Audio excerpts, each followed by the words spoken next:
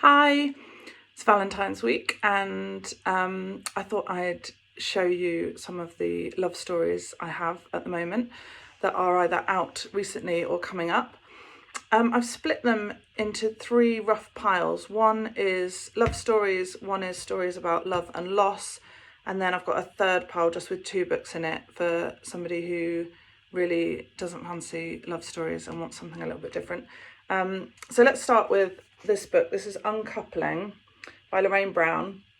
I've read it and it's a kind of before anybody who loves Before Sunrise. It's a kind of meet somebody on a train and have a really intense experience with them. It's about a couple who get split up on a train, and then the girl is trying to find her way back to her partner. And it's really warm and lovely. I think a lot of you would really enjoy it. Then another one I'm sure a lot of you would enjoy is Last Night by Valerie McFarlane. Everything looks different in the morning. On the front it says two best friends, one mischance, a night that changes everything. I know we've got loads of fans of her in the group, so I'm sure that one will be popular. Not out just yet. This one is coming out in April. This is Another Life by Jodie Chapman. It's one of my most anticipated books this year. I'm definitely going to get to it really soon. It says on the back, not just another book about boy meets girl, not just another tale of divided hearts, not just another love story. This is another life. This is one that I am absolutely loving the cover of. Who's Loving You? Sarita Domingo brought it together. It's a collection of short stories, love stories by women of colour. It looks brilliant.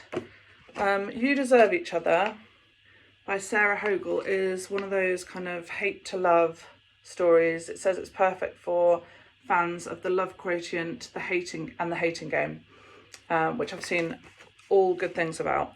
It's about a couple who are getting married and are sick and tired of each other, but neither of them wants to pull out of the wedding for fear of having to foot the bill. Eva Woods, again, loads of fans in this group, since we did How to Be Happy as a read-along quite a long time ago now. This is called The Man I Can't Forget. It's about a woman who works in a care home who has an incredible memory, and a man who is in that care home who can't remember anything. Sounds lovely and romantic. Now this one, How We Met by Huma Qureshi. This is a memoir.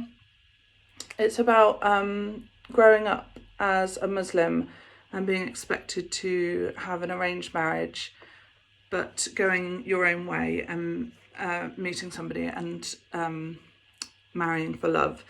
It's really touching, really moving, and I would just really highly recommend it. It says on the front, you can't choose who you fall in love with, they say, if only it were that simple. And I wanted to show you this one straight after that. This is The Mismatch by Sarah Jafari, and it's not out for a few months, but I've been told by the authors, or I've seen the authors say, that they have some similarities, so if you like one, you might well like the other. So give How We Met a try, because that one's out now, and if you like it, worth looking out for The Mismatch in a few months' time. This is another one that's out later in the summer, No Such Thing as Perfect by Emma Hughes. It's about a high-tech dating service called Cupid, and it says it's for, where did I read it? Fans of Dolly Alderton, Holly Bourne and Beth O'Leary, so I'm very excited about that on that basis. And then finally, this is a little bit different, Love Letters of Kings and Queens, edited by Daniel Smith. From Henry VIII's lovelorn notes to Anne Boleyn and George IV's impassioned notes to his secret wife, to Queen Victoria's tender letters to Prince Albert and Albert VIII's extraordinary correspondence with Wallis Simpson. These letters depict romantic love, from its budding passion to the comfort and understanding of a long union, all set against the background of great affairs of state, wars and strictures of royal duty. That sounds interesting.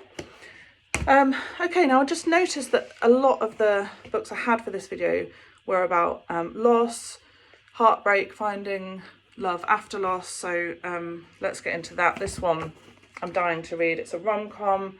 It's called The Split by Laura Kay. It's out in March. Ali's relationship is over and she's taking the cat. It's a queer rom-com. It's got a quote on the back from Beth O'Leary, and it says it's also perfect for fans of Marianne Keyes and Dawn O'Porter. I know that's a lot of you. This one, Everything is Beautiful by Eleanor Ray, I believe just came out, and I was dying to get to it before it came out, and I haven't managed it, but I'll definitely get to it soon. It's about a hoarder, says, who collects precious things. Meet Amy Ashton, who collects precious things and finds it impossible to let go. And it says it's for fans of Eleanor Oliphant, The Keeper of Lost Things, and Elizabeth is Missing. This is another memoir. It's beautiful. How to Heal a Broken Heart by Rosie Green. When Rosie Green's husband walked out after 26 years together, he declined to leave a forwarding address. Instead, he left a devastated woman who turned into someone she barely recognised. She thought she'd never get over it, but she did, and so can you. I hope nobody needs that right now, but I'm sure there are some people who do. What about this? I nearly did one of those clever face things. Before My Actual Heart Breaks by Tish Delaney. This one says, when she was young, Mary Rattigan wanted to fly. She was going to take off like an angel from heaven and leave the muck and madness of troubled Northern Ireland behind. 5 children, 25 years, an end to the bombs and bullets, enough whiskey to sink a ship, and endless wakes and sandwich teas later, Mary's alone. Will she finally find the courage to ask for the love she deserves, or is it too late? Looks beautiful.